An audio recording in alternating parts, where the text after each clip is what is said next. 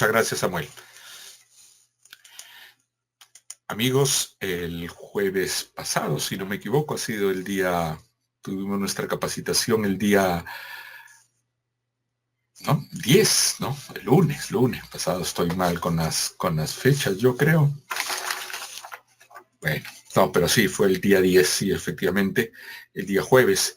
Y hoy día, martes 15, estamos retomando nuestra sesión número 13 del derecho corporativo. Nos quedamos en esta diapositiva, donde, habiendo visto primero todos los elementos esenciales de la relación de trabajo y las claves de interpretación del derecho laboral y de la norma laboral, cosa que es primordial tener en cuenta. Creo que esa clase de la semana pasada es importantísima porque estudiamos una especie de introducción del derecho del trabajo en cuanto a su naturaleza especial, el tipo de normas, la regulación, la configuración de la relación de trabajo, sus elementos esenciales, los principios y sobre todo los elementos indiciarios para determinar la existencia o no de una relación de trabajo.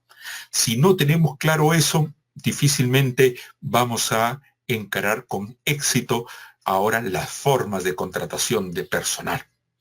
Tengo la expectativa cierta de que por las preguntas que me hicieron es que efectivamente están dentro y bien encaminados en el entendimiento de lo que es la relación de trabajo y sus elementos. Ahora vamos a desarrollar las formas de contratación de personal. Habíamos dicho que las formas de contratación laboral son relevantes para los aspectos puramente laborales, para los aspectos organizativos y de productividad de la empresa y para los aspectos tributarios, tanto en cuanto a la aportación y la determinación del costo laboral. Vimos lo que eran los regímenes generales, regímenes especiales de contratación y ahora las formas de contratación de personal. Vamos a desarrollar. La ley no es que lo tenga de esta manera. Insisto que de alguna manera el valor que nosotros le damos a estas exposiciones es ordenar la dispersión de la legislación laboral y lo poco estructurada que está para determinar de alguna manera con un criterio, pero al final de alguna manera arbitrario, porque obedece a la intención mía de agrupar y darle cierto orden a los tipos de relación laboral que están pues en distintas normas, ¿no? Las formas de contratación laboral, de acuerdo a la duración del contrato o de la relación misma, la podemos determinar como de tiempo indeterminado, que determina la existencia de un trabajador permanente, o una relación de trabajo a tiempo determinado, llamada también contrato a plazo fijo o modal. En cuanto a la duración, ya no del contrato, sino de la jornada, hablaremos de trabajo a tiempo completo o trabajo a tiempo parcial. De acuerdo al tipo de remuneración, podemos ver por la forma en que se determina la remuneración por tiempo, remuneración por rendimiento, por el tipo de moneda, el caso de la remuneración integral. Luego, por la vinculación, veremos los casos comunes y naturales, que son la contratación directa de personal, y luego la contratación indirecta a través de sistemas de interposición laboral, entiéndase la intermediación y la tercerización. Y también veremos algo de lo que es la capacitación para el trabajo. Veamos, como les decía, en primer lugar, la relación de trabajo de acuerdo con la duración del mismo. En primer lugar, tenemos el contrato a tiempo indeterminado. Esto se sustenta en el hecho de que la ley, el legislador y la doctrina reconocen que dado que la obligación debida por el trabajador en toda relación de trabajo es de carácter sucesivo, duradero y se prolonga en el tiempo, no siendo cumplir con ella mediante un acto único, porque no estamos ante la entrega de un servicio o de una obra, como es en el contrato de locación de servicios o el contrato de locación de obra, en que lo que se compromete es un servicio o una obra determinada, que en ese caso estaríamos dentro del trabajo autónomo, ya que estamos dentro del trabajo dependiente, lo que se ofrece es la prestación de un servicio que tiene una vocación de duración en el tiempo.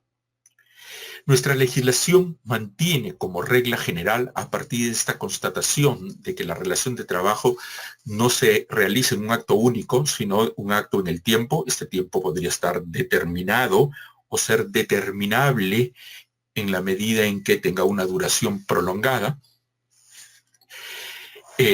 La legislación, el legislador peruano ha tomado como modelo y regla general en que todos los trabajadores, todas las relaciones de trabajo se celebran por plazo indeterminado. Así, hay la presunción establecida en el artículo 4 de la Ley de Productividad y Competitividad Laboral, que en toda prestación personal de servicios remunerados y subordinados se presume la existencia de un contrato de trabajo por tiempo indeterminado.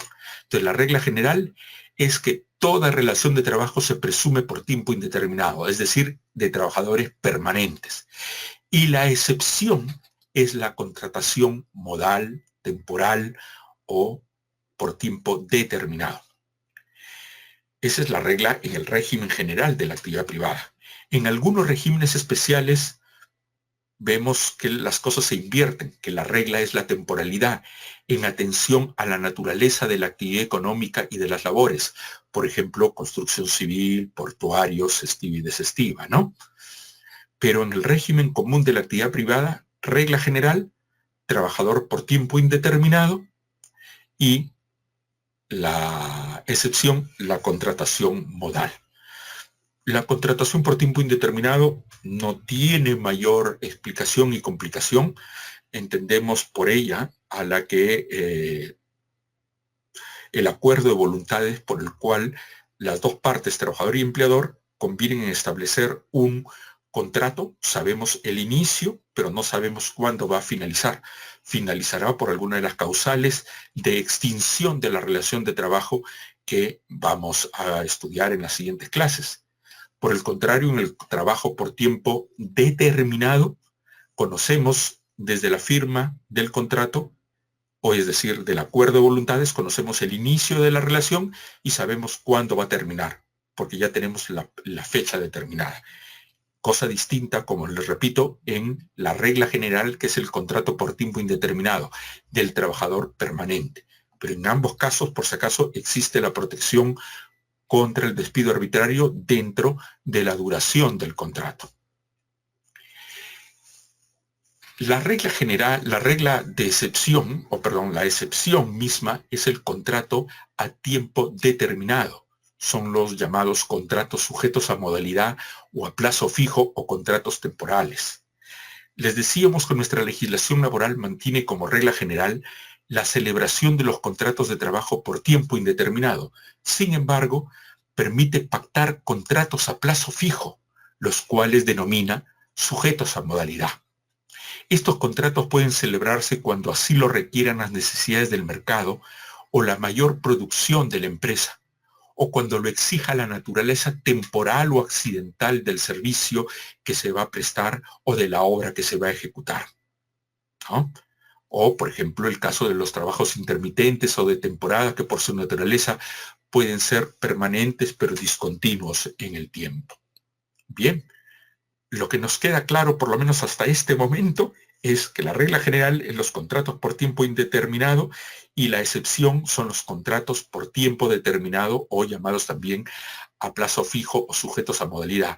Tienen un carácter excepcional o residual en nuestra legislación, pese que las estadísticas del Ministerio de Trabajo nos indican que los contratos suscritos en el Perú, por lo menos estadísticas que manejo al año 2016, eran 3,5 millones de contratos sujetos a modalidad que se habían firmado al año. Claro, puede ser respecto de varios trabajadores, pero ya hablamos de una magnitud considerable. Entonces, lo que en la ley se dice que es excepcional y residual, en los hechos es que el grueso de la población laboral se encuentra con estos contratos por tiempo determinado. El problema está en que muchos de ellos carecen del cumplimiento de una regla básica, que es el cumplimiento de la causa objetiva en la contratación sujeta a modalidad. ¿Qué es la causa objetiva? La causa objetiva es lo que valida la contratación modal. Si bien sabemos que el contrato sujeto a modalidad, por exigencia legal, tiene que constar por escrito, ya antes había que enviarla al Ministerio de Trabajo, ahora ya no hay que enviarla, pero tiene que hacerse por escrito. Pero no basta que sea por escrito, sino que en ese papel vuelque y exprese la causa objetiva que pueda demostrarse en la realidad. ¿Qué es esta causa objetiva? Es la situación prevista en la legislación que justifica la celebración de un contrato sujeto a modalidad y que debe consignarse, como les decía, en el contrato y verificarse en la práctica a efectos de cumplir con el principio de causalidad. Por lo tanto, la causa objetiva sabemos que preexiste ¿dónde? En la norma. Por ejemplo, en los contratos de naturaleza accidental tenemos el contrato de suplencia, que es aquel que se utiliza para reemplazar a una persona que, por ejemplo, ha salido en descanso pre y postnatal. Entonces, la primera forma de expresar la causa objetiva es ubicar el modelo que necesitamos para nuestra situación en particular. Segundo, que esta causa, que es la que justifica la celebración del contrato modal y que está prevista en la ley, la debo consignar en el contrato. 2, ¿no? Y tercero, que pueda verificarse en la práctica que se condicen el modelo establecido en la ley, por ejemplo, en el caso que les menciono, el contrato de suplencia, que lo haya consignado así en el contrato de trabajo y que pueda verificar, es decir, que en el contrato diga, ¿no? Por ejemplo, contrato al señor Jorge Castillo Guzmán para que reemplace al señor Jesús López, que está en descanso por enfermedad, ¿no? O ha pedido una licencia sin goce de haber por 6 meses. Y eso se puede verificar en la realidad presentando, por ejemplo, si se trata de incapacidad, la declaración de incapacidad dada por el salud o por el médico particular, las declaraciones que se han hecho como tal en el PDT, ¿no? Esta causa objetiva, les decía, es la que nos permite cumplir con el principio de causalidad. El principio de causalidad es la exigencia de que el contrato modal debe fundarse en labores esporádicas, transitorias o extraordinarias, por lo que la contratación temporal y la causa que la sustenta debe tener una duración determinada en el tiempo, que sea suficiente para determinar la temporalidad de la misma. Entonces, la cuestión básica que sostiene al contrato modal no es la simple firma del contrato, sino que haya una correlación entre lo que digo en el contrato y el tipo de contrato modal que he tomado de la legislación, que son, como veremos, varios subtipos, y que eso lo pueda demostrar en la realidad. No se trata simplemente de decir contrato por incremento de la demanda, o por incremento de actividad, o por inicio de actividad, inicio de nueva actividad, reconversión empresarial, sino que tengo que estar en la capacidad de probar que hay un incremento de la demanda del mercado, que he estado en un proceso de reconversión empresarial, o que he iniciado una nueva actividad productiva o de servicios en mi empresa, o que la he sometido a una reorganización técnica, estructural, ¿no? Que implica la contratación de nuevo personal, o que este personal cae en una situación de trabajo temporal, como les decía, el contrato de emergencia, contrato de temporada. Vamos a ver cada uno de ellos. Primero tenemos los contratos de naturaleza temporal. Son por inicio de nueva actividad, por necesidad de mercado y por reconversión empresarial. Veamos qué nos dice la ley, qué es el contrato por inicio de nueva actividad. Es la que se refiere tanto al inicio de la actividad productiva, cuando recién comienza a funcionar la empresa, como la posterior instalación o apertura de nuevos establecimientos o nuevos mercados, así como el inicio de nuevas actividades o el incremento de las ya existentes dentro de la misma empresa. Muy bien. Por ejemplo, abrir una nueva sucursal, incrementar la actividad de producción, por ejemplo, si era simplemente de textiles, ahora de confecciones, y después de servicios de teñido de tela, etc. Puedo ir incrementando las actividades a las originales. Por necesidad del mercado. Aquí ya no obedece a una situación interna, sino a una situación externa, que es la mayor demanda para poder entender los incrementos coyunturales de la producción originados por las variaciones, no cualquier variación, sino una variación sustancial en la demanda del mercado, aun cuando se trate de labores ordinarias.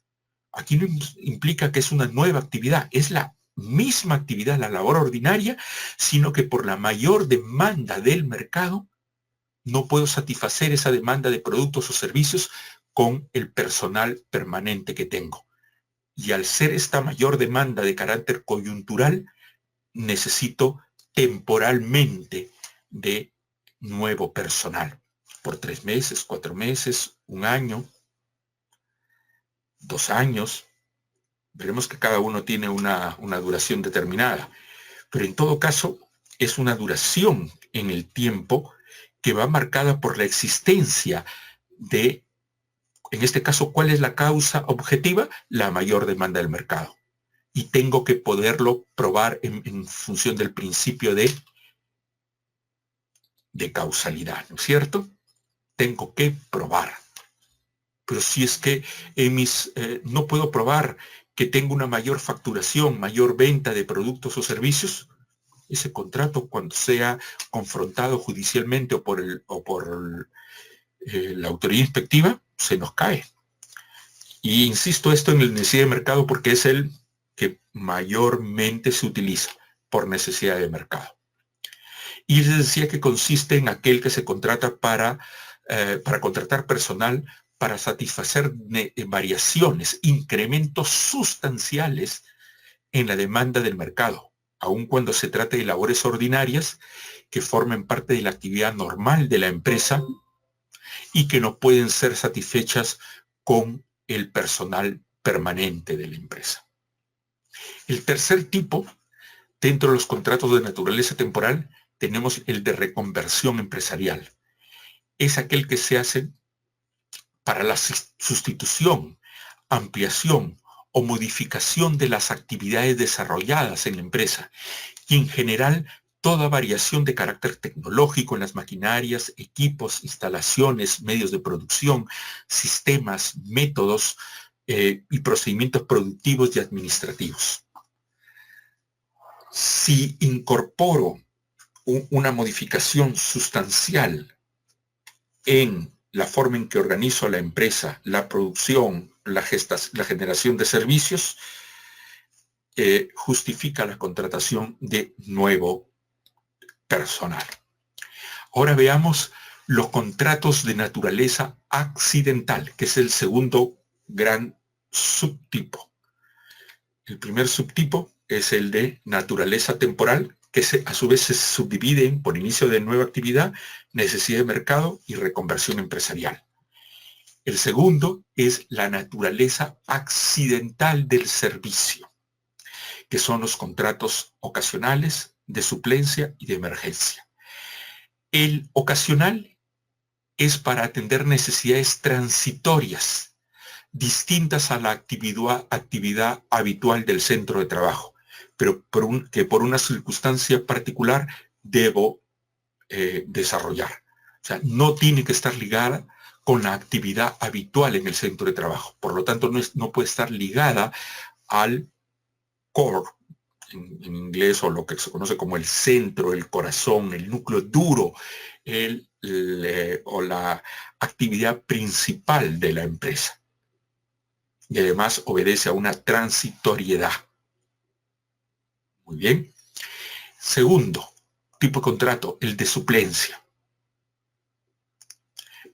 Es para aquel que se utiliza para sustituir a un trabajador, reemplazar a un trabajador estable o permanente cuyo vínculo laboral se encuentra suspendido por alguna causa que justificada prevista en la ley.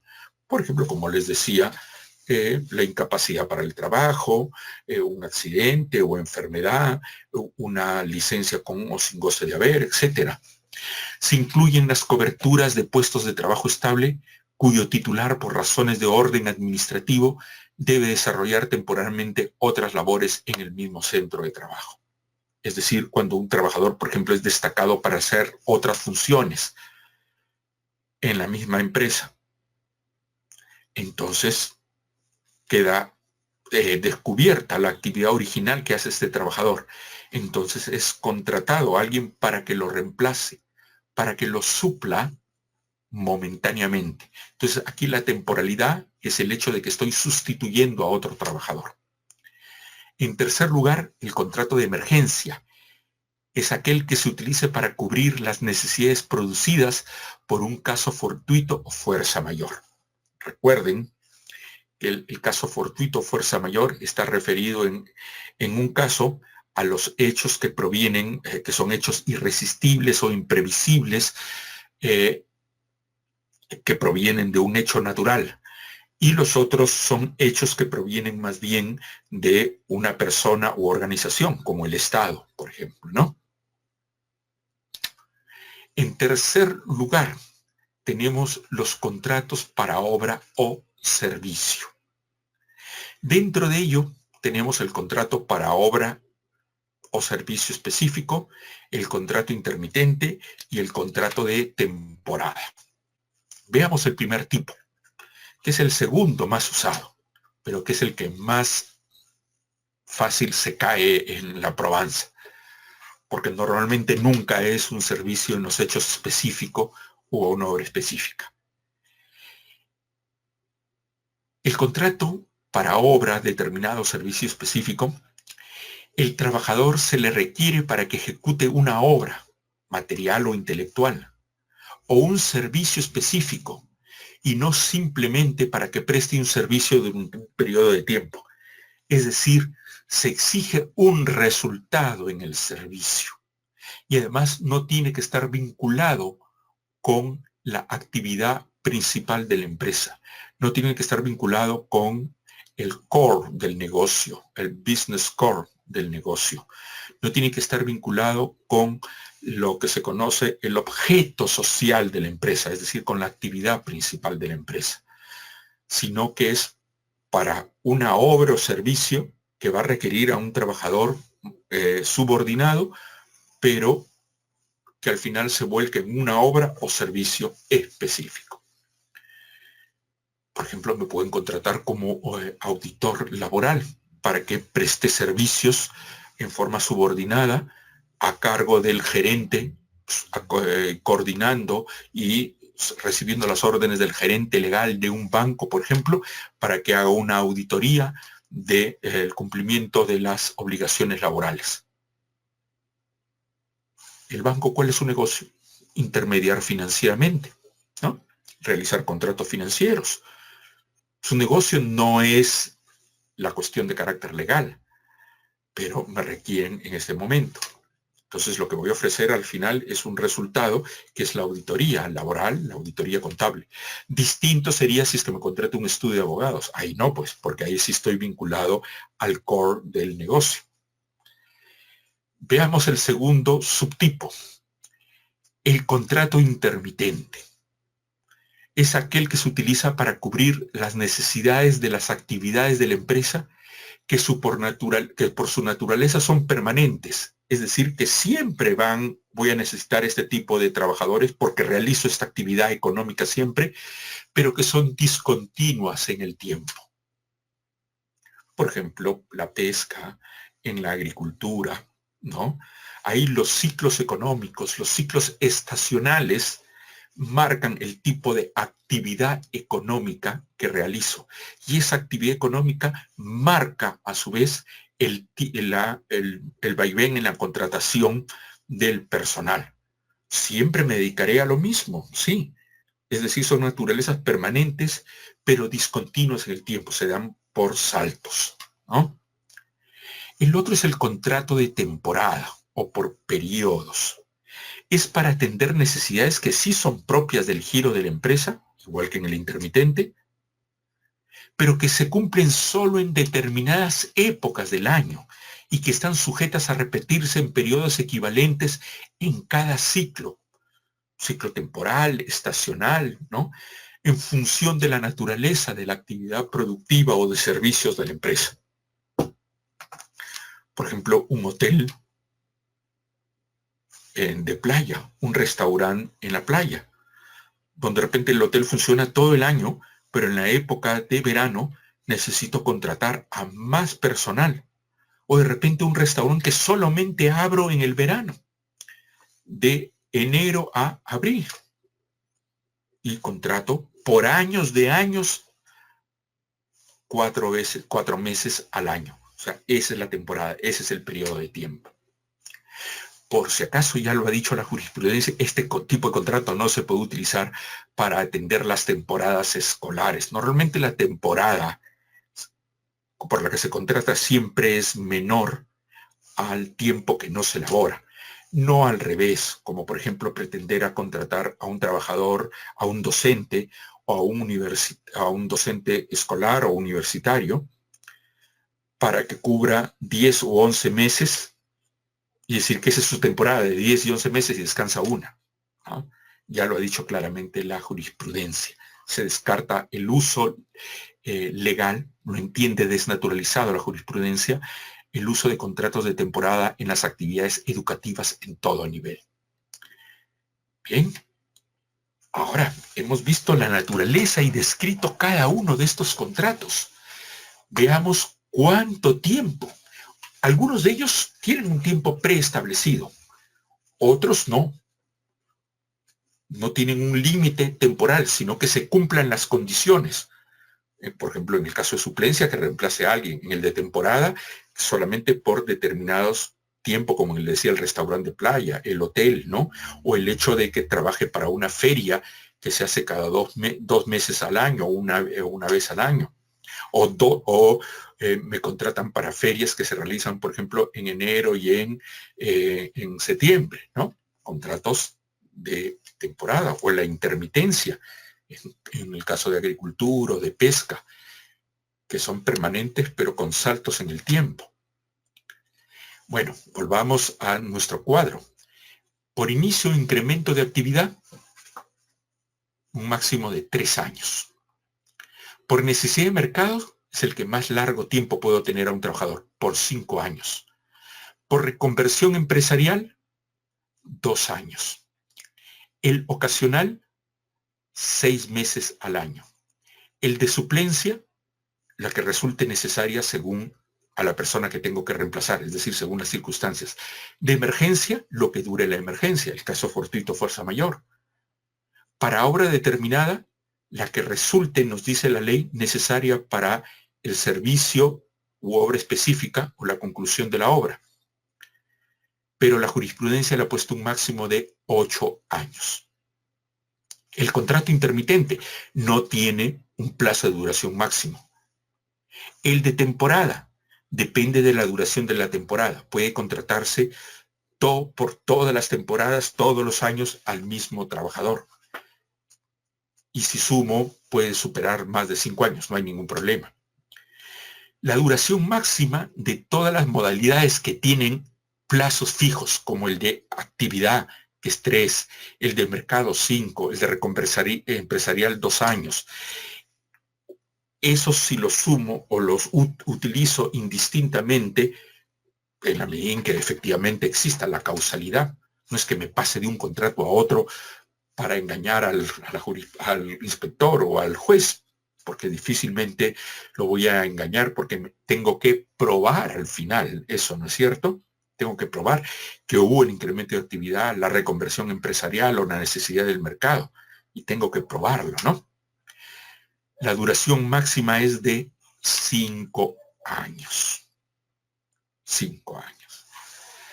Ahora, hay que tener en cuenta muy bien los plazos, porque si se sigue trabajando, después de haber utilizado el plazo máximo de cada contrato o el plazo máximo de 5 años para los casos de contratos modales que sí están sujetos a una temporalidad, se va a entender desnaturalizado y por lo tanto el trabajador se le toma como permanente. Estos plazos obviamente no se aplicarán en aquellos casos donde no hay un plazo determinado. Por ejemplo, suplencia, emergencia, intermitencia o de temporada, ¿no? Yo de repente puedo estar trabajando 20 años para un restaurante de playa, pero solamente 4 meses por cada año. Y eso no me vuelve trabajador permanente, ¿no? Aquí he querido traerles en estos cuadros un resumen de lo que hemos visto de qué es cada contrato y sobre todo la documentación que la SUNAFIL pide para que se pruebe el cumplimiento del principio de causalidad. Por ejemplo, en contrato por necesidad de mercado, que ya hemos dicho que es para verificar, para atender incrementos coyunturales de la producción, y con la particularidad, nos dice la SUNAFIL que el incremento debe ser temporal e imprevisible, ¿no? ¿Y cómo pruebo ello? Por ejemplo, documentación que acredite las variaciones sustanciales de la demanda en el mercado, inclusive las variaciones cíclicas y de temporada. Documentos que acredite el incremento temporal e imprevisible del ritmo normal de actividades de la actividad productiva. Para eso se pueden presentar libros contables, registros de compras y ventas, guías de revisión, facturas y comprobantes de pago, contratos con clientes, donde pueda demostrar el mayor incremento. Esto de alguna manera ha sido muy útil que lo haya establecido la SUNAFIL, que lo ha dado a través de una directiva, porque en esta directiva o protocolo nos prepara, a nosotros nos dice, por si acaso, yo voy a pedir esto para verificar que se cumpla el principio de causalidad. Entonces, lo que he querido traerles aquí, a través de estos cuadros, es recordar lo que hemos visto: tipo de contrato, la definición, la duración que tiene, cuál es la particularidad y la documentación que exige la autoridad inspectiva para cumplir con qué, lo que hemos visto. ¿Cuál es lo que sustenta el contrato modal? El principio de causalidad, es decir, cómo pruebo la causa objetiva de cada contrato. Por ejemplo, aquí en contrato por reconversión empresarial, definición, duración, documentación, ¿cómo lo pruebo? Constancia de inscripción de la constitución de la empresa y escritura pública, porque demuestro cuál era mi objetivo principal y cómo ahora lo he ampliado, porque estoy ampliando las actividades económicas. La licencia de funcionamiento municipal y la autorización de la autoridad competente, donde se puede ver la ampliación de las licencias o de nuevas licencias que tengo que tener. Los contratos, boletas y otros documentos que acrediten la adquisición o el arrendamiento de maquinarias, equipos, instalaciones o implementación. Es decir, cualquier documento que pruebe que se ha producido al interior de la empresa una reconversión empresarial. En cuanto al contrato ocasional, recordemos que es aquel que es para atender necesidades transitorias distintas de la actividad habitual de la empresa. Recordando que la actividad no habitual de la empresa son actividades extraordinarias y distintas a la que normalmente desarrolla la empresa y que son requeridas solamente de forma temporal. Eso lo pruebo también con el acta de constitución de la empresa, el organigrama de la empresa, ¿no? Documentos de gestión interna que justifiquen la necesidad transitoria para la cual se contrata al trabajador ocasional. En el contrato de suplencia es bastante sencillo, ¿no? La probanza es determinar, ya que voy a reemplazar a una persona permanente, primero, por ejemplo, probar. En el contrato tengo que poner a quién reemplazo, por cuánto tiempo y por qué motivo.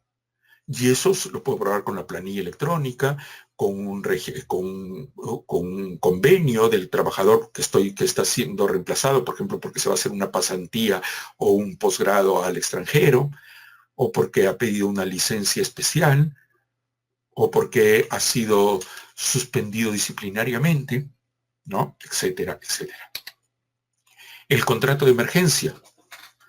También recordar que es aquel que se contrata para atender casos fortuitos, es decir, hechos ajenos de la voluntad de las partes, producto de la naturaleza, o fuerza mayor, que es un hecho ajeno a la voluntad de las partes producido por un tercero, que puede ser una persona, una institución o el Estado. ¿Y cómo lo pruebo? Con cualquier documento pertinente emitido por un tercero que acredite en la ocurrencia del hecho fortuito. Por ejemplo, un informe técnico de defensa civil, un reporte periodístico, entre otros, ¿no? Para determinar que, por ejemplo, he tenido que contratar al mayor personal para que atienda la limpieza del club que manejo porque ha habido un desborde en el río, lo cual se puede probar con un informe técnico de defensa civil, ¿no? O de cualquiera, o un informe periodístico.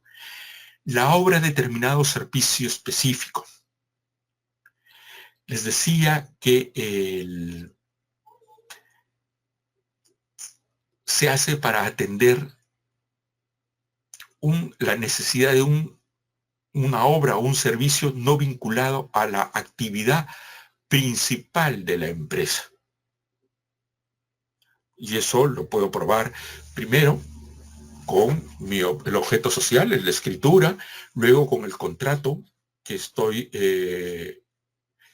firmando con el trabajador para ver cuál es la naturaleza del contrato, sea de naturaleza civil o de naturaleza laboral, que tiene que ser atendido por el trabajador. Y no se refiere a ninguna actividad vinculada, y recuerden esto porque la mayoría caen en la facilidad, esto se utiliza como un cajón desastre, por obra o servicio específico. Porque cada cliente obviamente es un servicio o una necesidad específica, pero si ese cliente está vinculado a mí con la actividad que desarrollo normalmente y contrato a un trabajador para que atienda a este cliente, no puede ser utilizado así, porque si no, todo pues podría caer en obra o servicio específico. Se entiende que es para cualquier obra o servicio distinto a la actividad habitual de la empresa. La actividad intermitente, les decía que es aquella discontinua, permanente, pero discontinua en el tiempo, ¿no? Aquí se puede presentar cualquier documento que permitan identificar las circunstancias o condiciones que deben observarse en la reanudación de la relación de trabajo. Por ejemplo, que desarrollo una actividad agrícola, una actividad de pesca, ¿no? En el trabajo de temporada, ¿no? Que está hecho para atender actividades comunes del giro de la empresa, pero que están ubicadas en periodos, en temporadas cíclicas establecidas año a año y que obedecen normalmente a ciclos estacionales, a ciclos económicos o a determinados ciclos de necesidad de una actividad económica en particular, ¿no? Lo cual se prueba también con cualquier documentación que acredite esa temporalidad por mi ubicación, por el tipo de actividad, ¿no? Lo que es importante es recordar que estos contratos, cuando están bien hechos, no hay ningún problema. el trabajador cesa por cumplimiento del plazo resolutorio. No se llama eso despido, sino cumplimiento del plazo resolutorio. Es decir, cesa el trabajador porque se llegó al límite temporal. Pero cuando el contrato está mal hecho, por no vincular correctamente el modelo de la ley con los hechos que puedo acreditar, es decir, no se está respetando el principio de causalidad, se entiende el contrato desnaturalizado y por lo tanto el trabajador permanente. Y ante la conclusión y cese del trabajador, el trabajador va a solicitar que se declare la desnaturalización del contrato temporal y luego solicite el pago de la indemnización o su reposición. Y son varios casos en los que el trabajador por tiempo indeterminado se le considere permanente cuando se desnaturaliza el contrato mismo. Y estos, les decía, son si el trabajador continúa laborando después de la fecha de vencimiento del plazo establecido en el contrato o después de las prórrogas pactadas, si éstas exceden el límite máximo permitido para cada contrato o para el conjunto de todos los contratos. O cuando se trata de un contrato de obra o servicio específico, si el trabajador continúa prestando servicios efectivos luego de concluida la obra o servicio sin que se haya operado una renovación. O si el titular del puesto sustituido en el caso de contrato de suplencia no se reincorpora vencido el término legal o convencional, que al mismo tiempo el trabajador continuará laborando, ¿no? O cuando el trabajador demuestre la existencia de simulación o fraude en las normas establecidas en la Ley de Productividad y Competitividad Laboral, que es la mayoría de los casos que se da la simulación o fraude por no cumplimiento ¿de qué? Del principio de causalidad, por no poder probar la causa objetiva que sustenta la contratación temporal. O si el trabajador desempeña tareas o actividades manifiestamente distintas a las previstas en el contrato sujeto a modalidad. O si se verifica la prestación de servicios sin haberse suscrito el contrato de trabajo a modalidad o la prórroga respectiva. Por lo tanto, consejo básico, que se firme primero el contrato y después comienza la prestación de servicios. Muchas veces comienza la prestación de servicios y después hacen el contrato. De repente llega la inspección o simplemente el trabajador ya no quiere firmar y se da por trabajador permanente. O si se contrata a un trabajador que se encontraba con contrato a plazo indefinido, bajo contrato modal, antes de transcurrido un año de cese. Quiere decir, si el trabajador permanente cesa y luego quiere ser recontratado, si se le recontrata dentro del año, necesariamente ese trabajador vuelve a ser permanente. Para que pudiera ser temporal, tendría que transcurrir un año después del cese. Y siempre y cuando exista la causa objetiva que sustenta la contratación modal. Las formalidades, perdonen,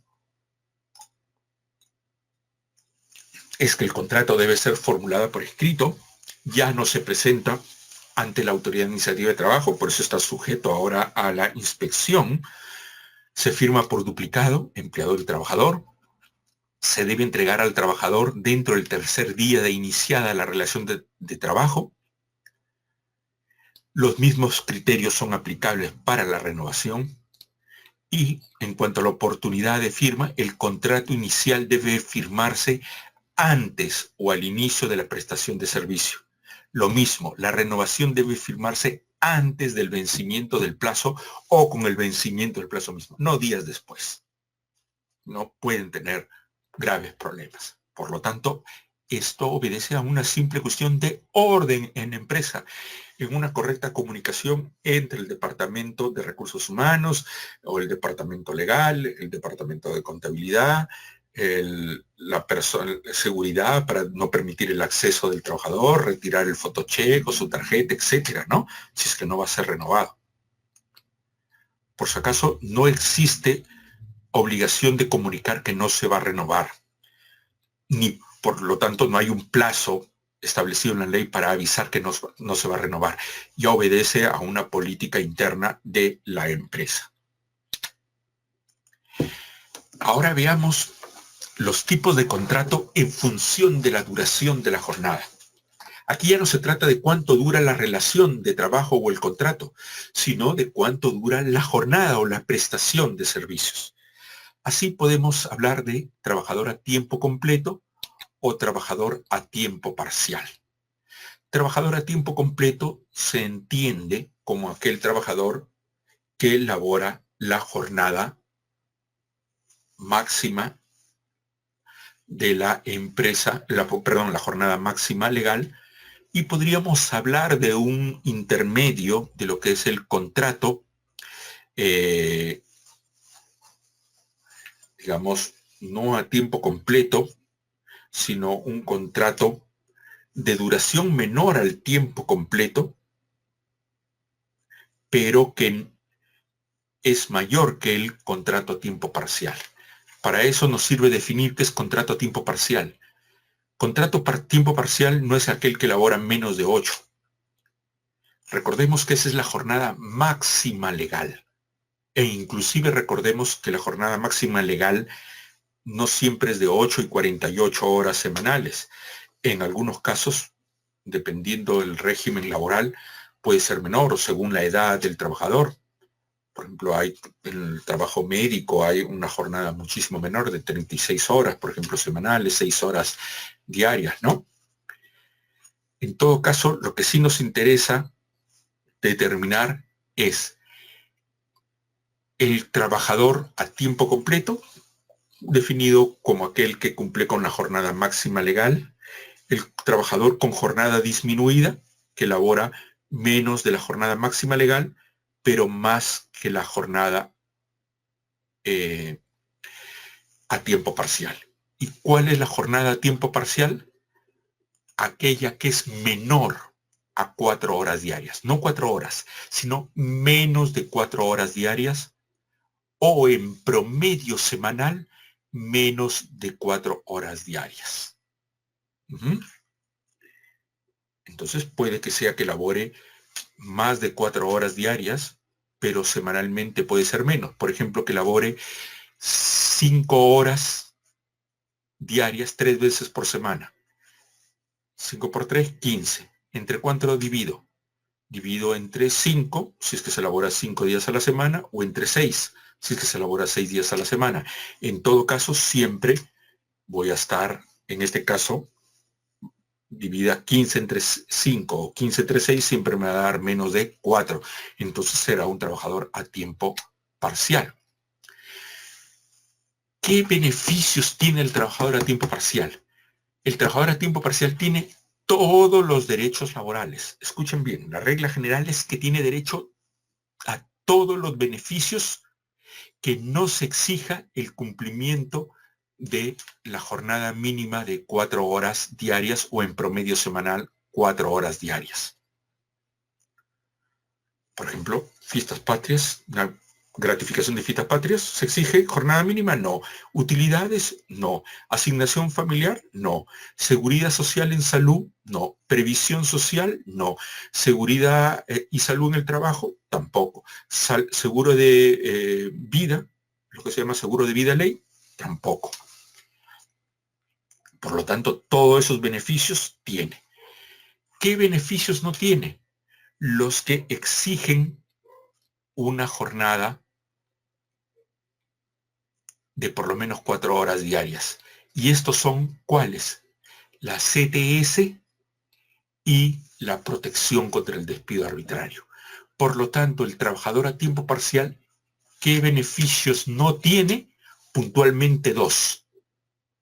CTS y protección contra el despido arbitrario. Quiere decir que el trabajador puede ser cesado sin motivación o causa alguna y ello no se convierte en un despido arbitrario, que no tiene protección contra el despido arbitrario.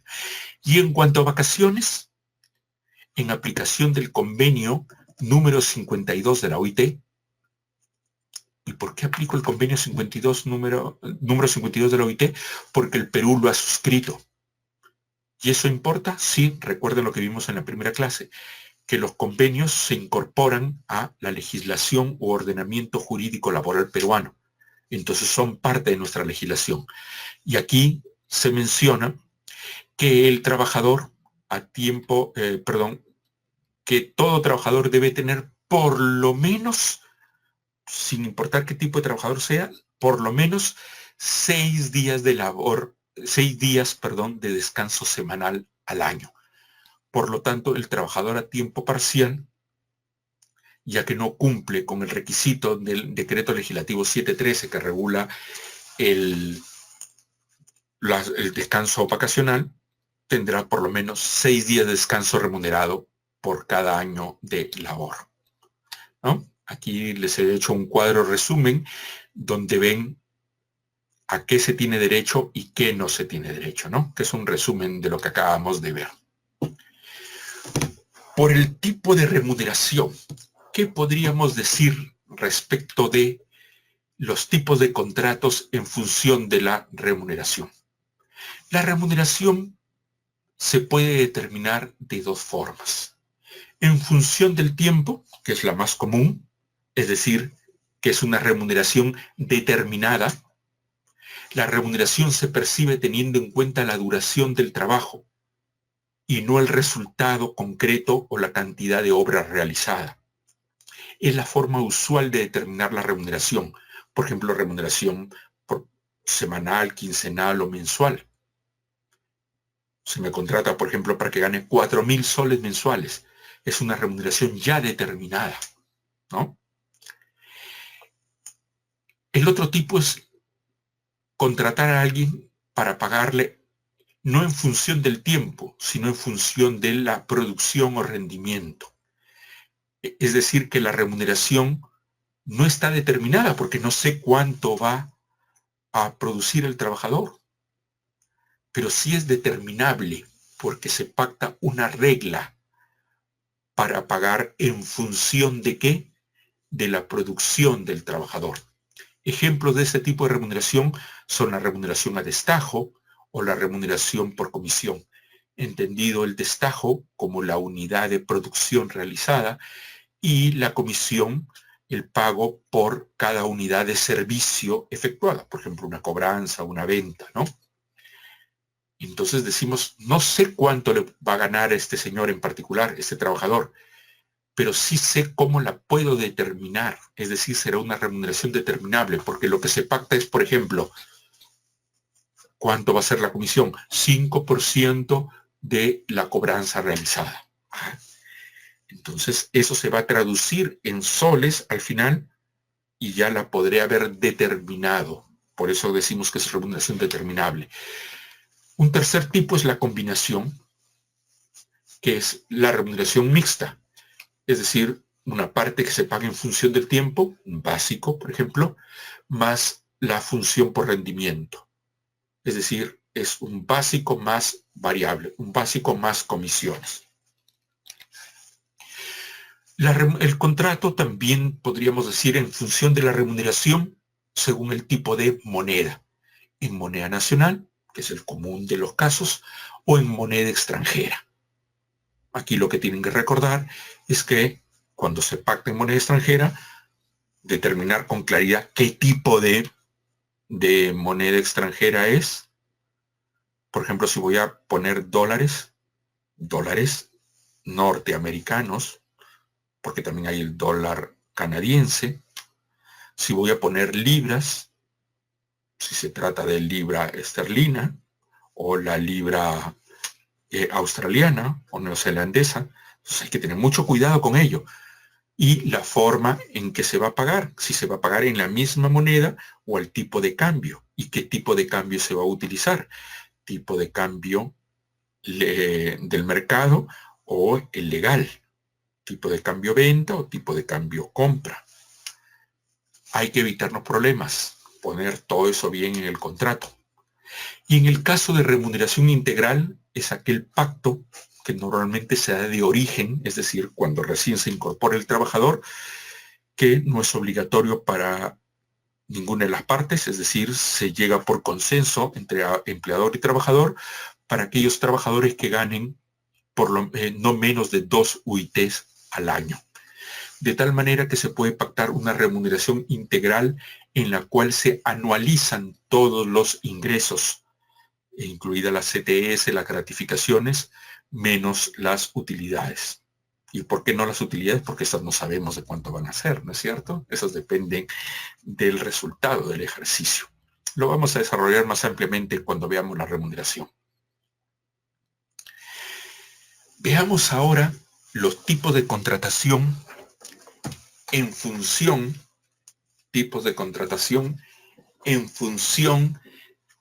de si es contratación directa de personal o de contratación indirecta. Muy bien. Lo común es la contratación directa, es decir, que el personal que presta servicios en forma subordinada en mi empresa mantiene un vínculo laboral conmigo como empleador y por lo tanto está formalmente en mi planilla. Esa es la contratación directa. Es decir, las personas con las que cuento para desarrollar mi objeto social, para prestar los servicios que doy al mercado, o para los productos, o para la actividad extractiva que realice, tanto como para el personal de nuestra estructura organizativa, es decir, el personal de servicios, el personal administrativo, el personal jerárquico, lo contrato directamente como trabajador de la empresa, es decir, hay un vínculo laboral.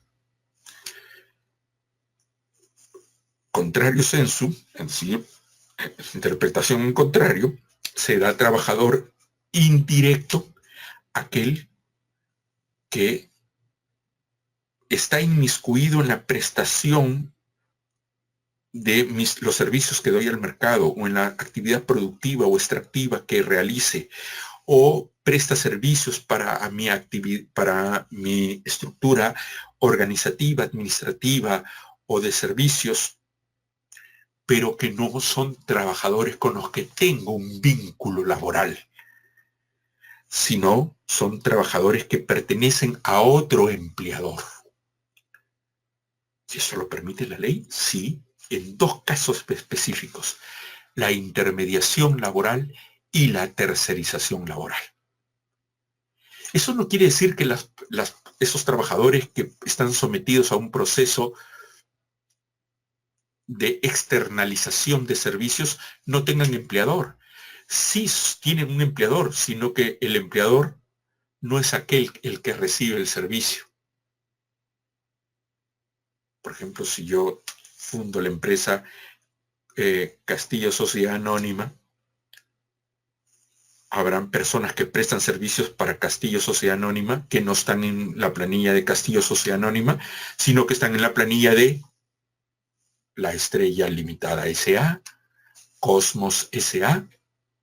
Es decir, tienen un empleador que no soy yo, pero me prestan servicios a mí. ¿En función de qué? De un proceso de contratación indirecta, o lo que se conoce como descentralización productiva o externalización laboral, que en el Perú conforma dos situaciones jurídicas: la intermediación laboral y la tercerización laboral. Lo vamos a explicar a continuación. Perdonen un minuto.